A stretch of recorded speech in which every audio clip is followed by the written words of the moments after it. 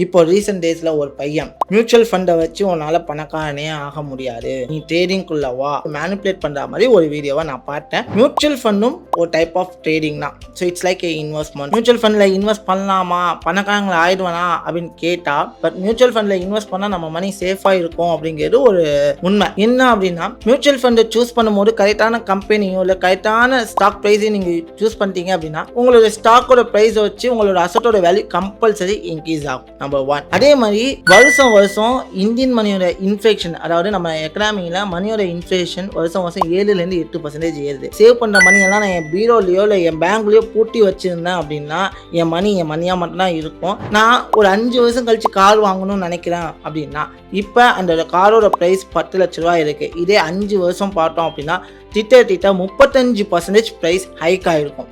அப்போ 10 லட்ச ரூபா காரு எனக்கு 13 லட்ச ரூபாய்க்கு கிடைக்கும். அப்போ இந்த இடத்துல திருப்பி நான் 3 லட்ச ரூபா சேமிக்கிற நிலைமையில இருக்கேன். அதே நான் மியூச்சுவல் ஃபண்ட்லையோ இல்லை கோல்டுலையோ நான் இன்வெஸ்ட் பண்ணேன் அப்படின்னா அந்த இன்ஃப்ளேஷனுக்கு ஈடு இணையா என்னோட மணியுமே வளர்ந்து இருக்கும். ஸோ சேவ் பண்றதுக்கு மிக மிக நல்ல வழின்னு நான் சொல்லுவேன் மியூச்சுவல் ஃபண்டை. உண்மையாக சொல்ல போனோம்னா நானும் ஒரு ட்ரேடர், ஆனால் நானும் மியூச்சுவல் ஃபண்ட், எஸ்ஐபி, கோல்டில் இன்வெஸ்ட் பண்ணக்கூடிய ஒரு ட்ரேடர். இது தப்பு இது ரைட்டுன்னு பேசுறதுக்கு இங்கே யாருமே இல்லை. ஃபர்ஸ்ட் அதை பற்றி கிளியராக தெரிஞ்சுக்கிட்டு பேசினாங்க அப்படின்னா அவங்களுக்கு நல்லா இருக்கும்னு நினைக்கிறேன். பாய்.